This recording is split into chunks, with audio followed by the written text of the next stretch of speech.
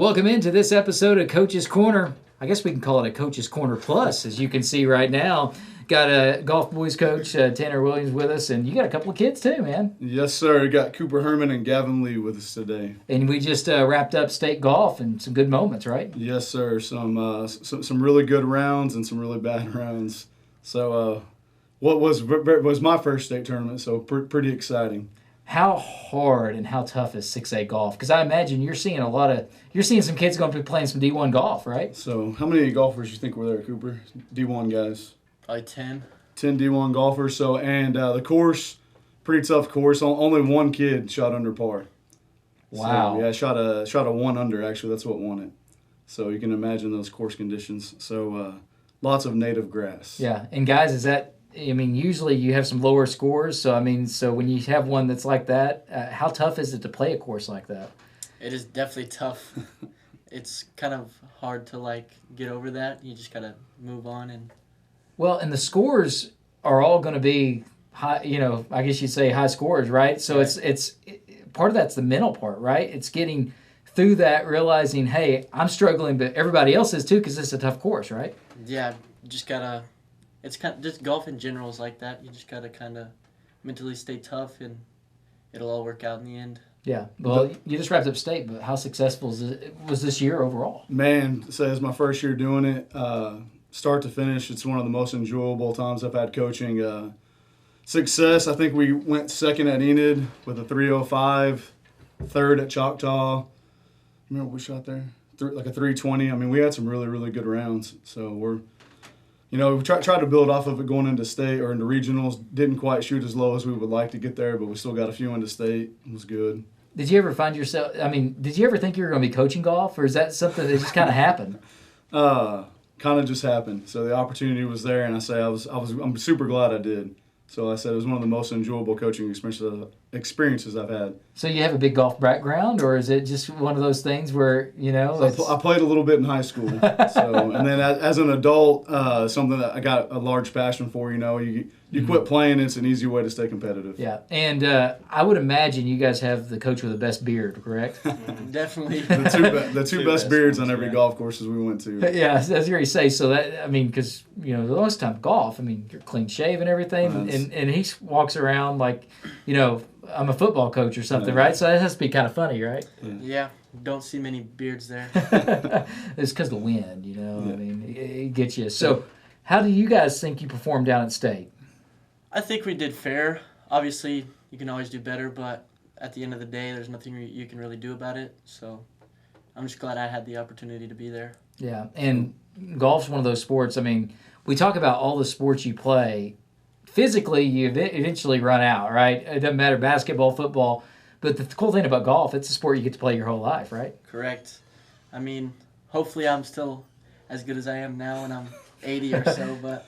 Shooting your age, man. I got an 83-year-old uncle, great uncle, and let me tell you, he could outshoot me any day of the week. So it's straight and consistent. Yes. Yeah. Which is half the battle, right? That's no lie. We got to see that firsthand at state. There's a kid who just 225 down the middle every time. He wasn't trying to kill it at all.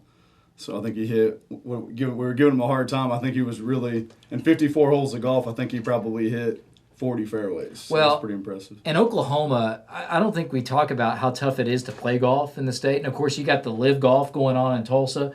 But the time of year you guys are in season, the wind, it is constantly, you look up, and it seemed like this year was worse than most. It's 25 to 40 mile per hour wind, and that makes a course tough to play. A course can be tough, but when you add that wind to it, especially as it's 10 miles this 1 second, and then by the time you hit it, it's 25 going the other direction. That makes it tough for these kids, doesn't it? I tell people, golf kind of shocked me. You were talking a little bit earlier about the physicality of it, and Cooper walked 54 holes, and it was 90 degrees both days all year, which was a shock. And then I say at the beginning of the year, you're dealing with, can you play because it's too cold? You have ice on the ground, rain, all that, and I said, and they're out there walking in it, so I was kind of shocked. Yeah, and questions for both of you. You talked about the physicality. Sometimes people with golf don't think you need to be in shape, but golfers are good athletes, and they have to stay in shape, and it's more the little intricate things sometimes that you got to be aware of. So for both you guys, what kind of physical stuff do you do to stay in shape for golf? Well, really, just at practice, we walk the whole time. Other than that, I mean, he works out like every day, so he's always in the gym. But other than that, just really just walking, running, staying active, doing other sports like basketball for fun. Yes. So you're more of the let's work out a little bit, right? Yeah, I like to work out, and then I like to carry my bag at practice and not use like a walker, so that I make sure that my shoulders don't give out. Because like the first thing like that gives out when you're walking a tournament is your back, from your bag and stuff. So have you guys been there before where maybe it gave out a little bit all of a sudden when you're on course? I mean, you're young. I mean, me and him, we've been on course and we give out after 9 holes sometimes. But you guys, We're golf after carts only. 54 holes in 3 days, I mean, or is there a point where it's like, oh, this is a grind? Yeah, I would say for me, usually the first thing that gives out is my feet. After walking that much, it's kind of just like you want to take your shoes off and just relax. But other than that, not really. My back always hurts, but so. Yeah, I had 36-hole tournaments where towards the second round, like kind of like halfway through that one is where my back starts to give out, and I really just want to go home afterwards. So I really have to like try to focus and dial it in, but it's usually my back. Yeah, do you guys hear it's like, oh, it's golf, it's no big deal. And it's like, yeah, come out and try to walk 54 holes in 3 days and let's see how you feel. You kind of feel like that sometimes? 2 days. 2 days, yeah. Sometimes, but once they play golf, they understand like it's a lot more difficult than you think. That was one of the shocks for me when I got out there. Being in football, you just do all the conditioning and all the running, and then you get out to golf, and like you said, I had this kind of the same, man, it's golf, and then you don't realize that they're out there, they walk 2 or 3 miles every single day carrying a 30-pound bag around. So, I mean, it takes a lot more, and that's like you nailed it on the head with the mental part, like something that we're constantly preaching. I mean, half the battle is your mentality, you know, that's just, you don't realize it until you're in it, like, and to say these guys did a great job all year with it. It's kind of impressive to see that, you know, like 16, 17, 18-year-old kid, he's 30 holes into a 36-hole event. And it's just that struggle's real. You can see like their body's worn down, they're dehydrated, feet hurt, back hurts, and they still got to go play 6 more. You know, where, you know, maybe it's basketball. You know, you get a 2-minute break. There is no breaks. It's just you on the golf course. Yeah. So just seeing that firsthand is just it was a treat for me. You know. Yeah, in the golf game too. The mental aspect once again. You have a team aspect, don't get me wrong, but when you're on the course, you're playing your ball. So you're out there, you hit a bad shot, and all of a sudden, especially if you're in competition, I mean, we're just going out golfing leisurely, we laugh it off, you know, and it's fine. But you're out there and you hit a bad shot, and then all of a sudden you have to think, I got 8 more holes I got to play. I got to get this ball back there. I got to figure out the way to finish that hole. So that mental aspect, it's probably a little more challenging, right, guys, than other sports. Yeah, mentally, I mean, you're out there by yourself pretty much, and there's really nothing you can do. You just kind of got to get used to living by yourself and kind of it's hard to get over it, but eventually you have to. It's you and your thoughts, right? Yeah. Yeah, you're alone often, but it's always about like just trying to stay focused, and he always says like it's not about like the shot you just hit, it's about the next one, and so like it's just about your recovery. So if you focus on your recovery, then you should be fine. And that the coaching aspect of that, I mean, it's different for you naturally, but what did you learn in your first year coaching golf, and what are you going to take into year 2? Man, learned so much. We were driving back from Tulsa and was just talking about all the things that you learn from your first year in it, and then you get to use that to better your second year, and how excited we are for that. But it's just, there's so much learning that went into it this year for me.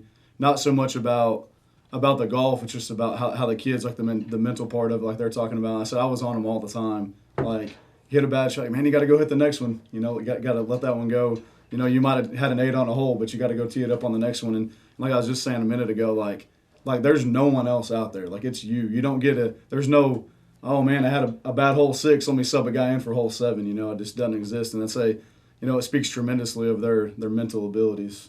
So just to fight through that, you know. Well, in coaching other sports too, I would imagine there's a difference, because other sports a lot of times it's tearing down, right, to build you up. So you're very critical. You didn't do this on this play. You didn't do this. In golf, I would imagine that it's kind of reverse. It's more of you got to build up constantly, right? I mean, so as a coach, that's probably an adjustment because you have to lay back and maybe be less critical than you are in other sports. That was a big challenge for me coming out because they would hit a shot and you might not agree with it, but you can't go be negative every single time because they're so internally. That's another thing with golfers. They're so internally competitive that they think every shot that they're hitting should be perfect. Like they don't realize sometimes that they're, like I said, they're 16, 17 years old and they're going to hit bad shots. So like, I mean, you kind of nailed it there, like saying like some of our job is just going behind them, patting them on the back, saying, "Hey man, you'll get the next one," instead of being critical or like Coach Parks, we had talked kind of about it. Like other sports, you can take a timeout. Yeah. Bring your kids over, calm them down, settle them down. There's no timeouts on the golf course. Somebody's always pushing you. Hey, you guys need to play a little faster. The pace is slow. So I said it speaks a lot about the mentality, the physical abilities and tools. You need to be a competitive golfer. Well, here's a good question for you guys, and both of you can answer. Do you think throughout the year he became a better coach? Yes, for sure. Obviously, in practice, he was a lot tougher on us because, I mean, it's obviously important that we need to be pushed to succeed. And then in the tournaments, definitely at the beginning of the year, he was a little more critical on us. And then eventually he got more and more encouraging. And it was kind of interesting to see the evolution of the year. And we all got to grow together. yes, Yeah, for sure. you feel the same way? Yeah, I agree with that. So, and what year are you guys? I'm a senior. So am I. So you're both seniors, so Yeah, you're gone. unfortunately, So that said, how are you, what's your plans for both of you? What's your plans after graduation coming up? So next fall I'll be going to a college in Kentucky called Brushy University, and I'll be playing golf there. Nice. I'm going to play golf at Panhandle University. All right, so both of you guys are going to play college golf. Yes, And I'm sure you've been out there. You've probably got to see the courses, so you're looking forward to being able to play some college golf. Yeah, definitely. I learned very quickly that all the places I visited over east, even west, the wind is not the same there. So it's kind of interesting to see. I visited, and it was like blowing 20 there, and they're like, it's so windy today. And I was like, that's casual, man. Well, and that's something interesting because you look at Oklahoma State down the road, for instance. Even OU, they have great golf success, and they have a lot of pros that do well when you look at that. And I think part of that is they do have to come, and those kids aren't necessarily from Oklahoma, all of them, but they learn to play in that wind. So when you actually get to go play and that wind isn't blowing, that has to be like you're playing a totally different course or something, right? I mean, it's a lot easier, isn't it? It is. It's definitely easier. I think that's why a lot of people come here is because they learn to play in the worst conditions, and when they're in perfect conditions like on the PGA, it comes a lot easier to them. So what's the worst conditions you guys have had to play in? Last year, we had the state preview at Jimmy Austin, which is in Norman, and it was 35 degrees, it was raining, and it was blowing 50, and I don't even know why we were there. We should have just packed it up and left. It was one of those days, it's like, why are we here? And all I want to do is get done with my 18 and go. Yeah, it was a rough day. It was scores were, you worry about scores, but they were a little less worrisome that day, right? Yeah, they were high for sure. But that's everybody, right? I mean, when it's weather conditions like that, everybody's in the same boat. We see that in pro golf, too. Yeah, that's the thing that you kind of got to get over. So, in the worst conditions, obviously everyone's playing in the same conditions as you, and you just need to mentally take a note of that even if you're playing bad, everyone else is going through the same thing, and they're probably playing bad as well. Yeah, well, we're getting close to being done here, but I think one thing that I want to ask you guys, because naturally, if you have a love of the game of golf, I mean, it's something you're watching all the time, you're out playing all the time. So, for both you guys, who's your favorite golfer? And who's the golfer that's your favorite, but also who's the golfer that your game maybe most sort of resembles? Ooh. My favorite golfer is Victor Hovland. He went to OSU. I like that, yeah. But the reason I like him is that, I mean, our games are pretty similar. He's super aggressive off the tees, but he's not a great putter or chipper, and neither am I. But he always has a great attitude. He's always smiling, and that's kind of something. He lets it fall right off his back every time, doesn't he? Right. So, what about you? Mine's Roy McIlroy, and just because he always plays the most consistent good golf that I've seen. Since I've actually started because he crushes it. Huh? Not because he can crush it. I mean that's cool to watch, but I mean watching him play golf is just watching just someone just be really dialed into the sport and like watching what he does when he hits a bad shot or a good shot, or like when they put like a mic on him, you can hear him like talk about like how he's like thinking about what his shot's going to be like. Then it helps my game. Yeah. Well, I'm glad the weather started being better after you guys get done with the golf season. I know you'll still be out in the course. I ask you too. Who's your favorite golfer? Oh man, I don't watch a lot of golf. I only watch golf when I need to take a nap. So I mean, you know how it goes with anything, man. I spend 2 o'clock to 5:30, 6 o'clock every single day at golf. The last thing you really want to do is go watch it. I mean, I would say Tiger Woods just because whenever I was playing golf, he was, at his all-time high there in the early 2000s.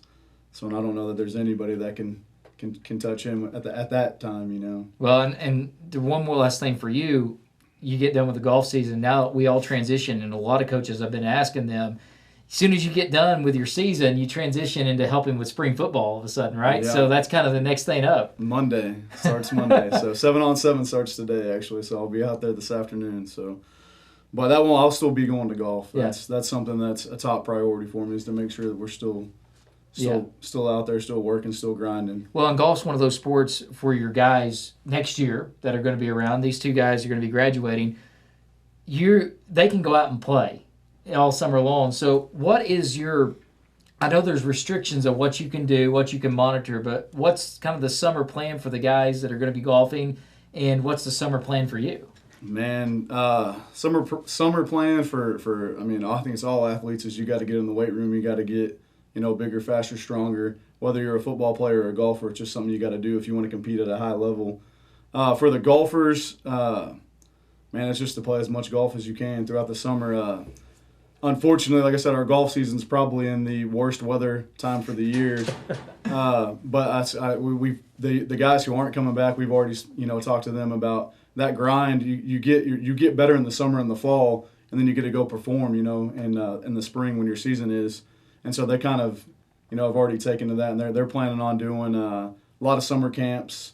So being on the range every day, chipping and putting, those things. Those guys that are be coming back next year, it's just they got to go. They got to see these guys play. They got to see other teams play, and they kind of saw what it takes to get to that next level. And I mean, I think they're pretty hungry for it. So the beauty about golf, guys, it's a sport you can get better just going out by yourself, right? Yeah, it's really all you can do. You don't necessarily, like in basketball, it's hard to just play basketball by yourself. Yeah, So I've rebounded for myself many times. It's not fun. No, it's not. But neither really practicing isn't that fun, but you have to. Yeah. But eventually you get to the point where it is fun, and that's really when you get better. Hey, I got to ask, too. We had a hole-in-one this year. Yep. Case and Wilson, Dornick Hills and Ardmore, hole number 2. Probably, what do you think, top 5 toughest courses? Maybe. Yeah, it's a pretty tough course down there. I say it was pretty awesome. Any of you guys had a hole-in-one?